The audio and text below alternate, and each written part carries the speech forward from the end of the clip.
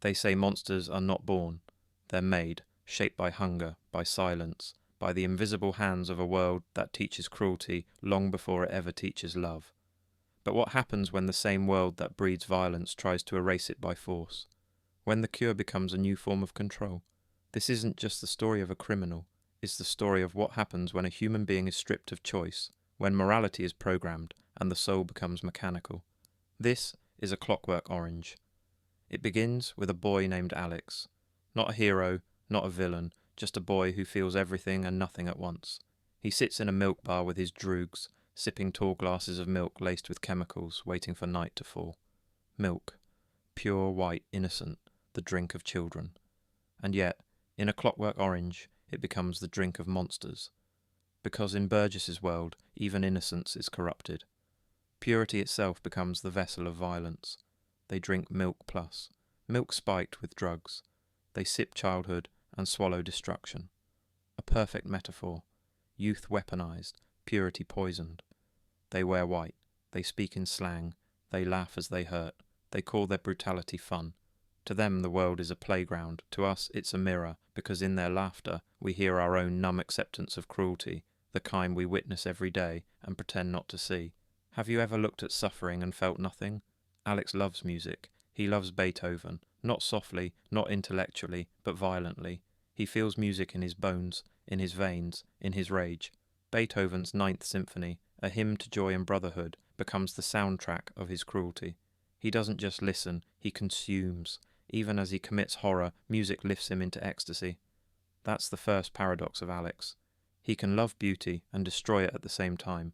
And isn't that our paradox too? We speak of peace, but we feed on chaos. We praise purity, but crave intensity. We claim to love truth, yet live by illusion. Burgess understood something terrifying. Evil doesn't always look like hatred. Sometimes it looks like pleasure. Sometimes it sounds like music. The nights dissolve into violence. The droogs roam the streets, beating, robbing, assaulting, not out of need, but for sensation. Children without boundaries, men without empathy. And Alex, their leader, wears cruelty like a crown.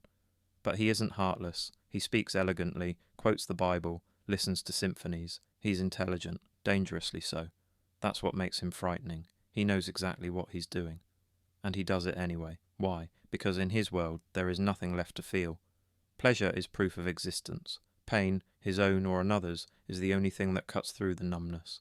Have you ever mistaken intensity for meaning? But like every addiction, violence demands payment. His followers betray him.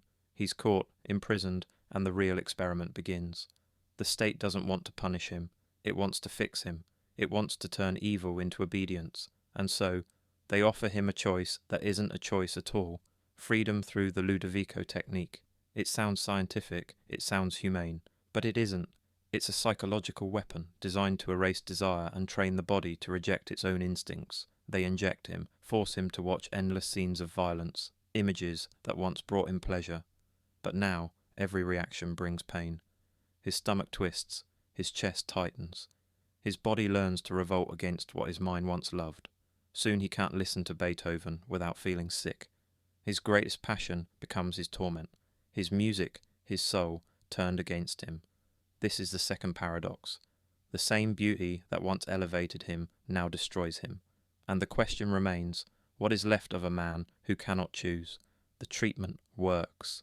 He's cured, they say. He can no longer harm, no longer defend, no longer choose. The government parades him as a success story, a triumph of moral engineering, but what they've really done is erase his humanity. Because morality without freedom is just programming.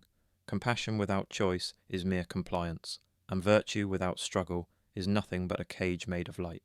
When the state removes the possibility of sin, it also removes the possibility of grace. That's the tragedy Burgess foresaw, a world that trades conscience for control. Alex becomes docile, weak, broken, beaten, humiliated, exploited, unable to resist. Even when he feels anger, his body betrays him. He becomes exactly what the system wanted, a clockwork orange, alive on the outside, mechanical on the inside, a perfect citizen, a perfect corpse. Would you rather be controlled or free, even if it means pain? But now the story turns inward. Because A Clockwork Orange isn't really about the future, it's about us, about how slowly, willingly we surrender our will, how we choose silence for peace, obedience for safety, and call it virtue, because man does not become a slave when the chains are visible, but when he believes the chains are right. Have you ever felt something else making your choices before you could think? Burgess wrote A Clockwork Orange decades ago, but he saw it coming, a society that prefers predictable people to free ones. And yet, something inside Alex refuses to die. A spark of hunger, a shadow of rebellion still flickers in the dark.